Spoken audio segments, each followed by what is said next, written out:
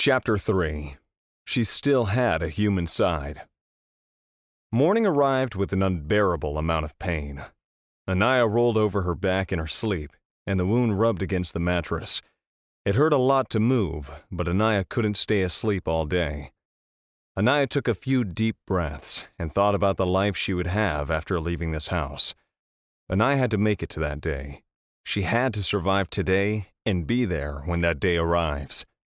Her waist made a cracking sound when she came off the mattress. Sleeping at a difficult angle caused her waist to become sore overnight. Ignoring the pain in her body, Anaya got her clothes to get a shower. Since Anaya lived in the attic, she had to go downstairs to get a shower in the common bathroom that is meant for the guest. It was only 5 in the morning and the house was still dark. Anaya went down the stairs with bated breath and light footsteps so no one would suspect her movements. Anaya took a quick shower in cold water and cleaned the bathroom before leaving just as sneakily as she came in. Anaya went back to the attic and applied some medicine to her wounds before wrapping them up under her clothes. She owned very little clothes, and she couldn't afford to get them dirty with blood. Since Anaya was dropping out from school, she was expected to contribute at home by doing chores. Anaya wore her hair up in a bun to keep them out of her face and went downstairs to start the morning chores. In the lack of light, Anaya went to the kitchen to wash the dishes. In this time and age, everyone owned a dishwasher, but her family did not have one.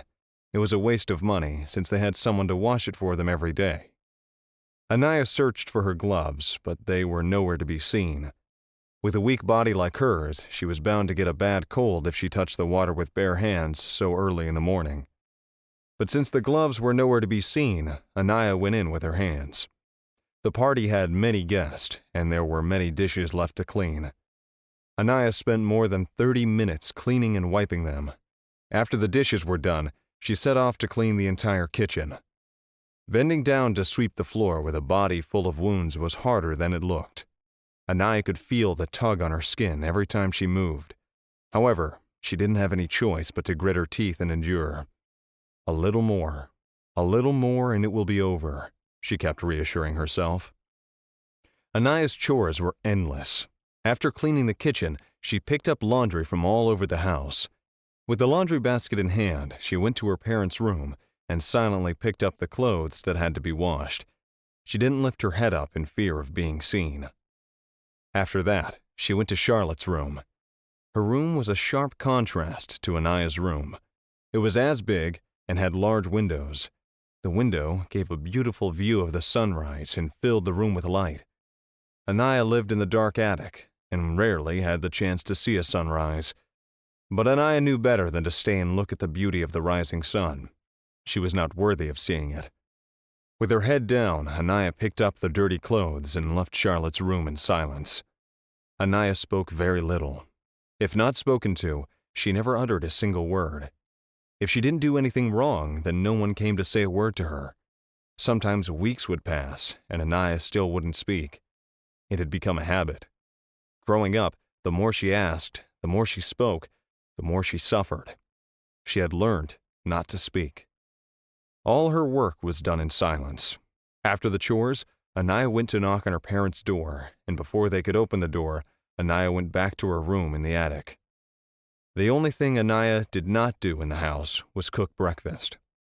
It was because she did not have any skills in cooking, and the parents did not want to eat bad food. Ginny woke up due to the knock and went to get ready and make breakfast for everyone. Edgar had a job which was good enough and let them enjoy a good life. Ginny went to Charlotte's room and gently woke her by cuddling her and tickling. The attic was right above Charlotte's room, so the giggling reached up there as well. Anaya huddled into a corner for a few minutes and listened.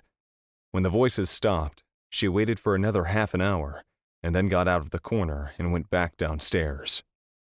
The first hour after waking up was family time between the three, and Anaya was not allowed to be seen around this time. She had been beaten up once before because her presence in the morning ruined their mood. Since then, Anaya didn't interrupt their family time. Anaya stood outside the kitchen and waited for the food to cook. Ginny made a hearty breakfast every day for her daughter and husband. She served them up and had them eat it. "Your breakfast is on the counter. Ginny threw at Anaya before joining her husband and Charlotte on the table. Anaya went to the counter and saw a plate of mashed potatoes and a sausage with a piece of toast on the plate. She took the plate and went outside into the courtyard to eat under the sun. This repetitive cycle had already soaked into Anaya's mind. She didn't have to think before getting up and doing anything, just like a robot.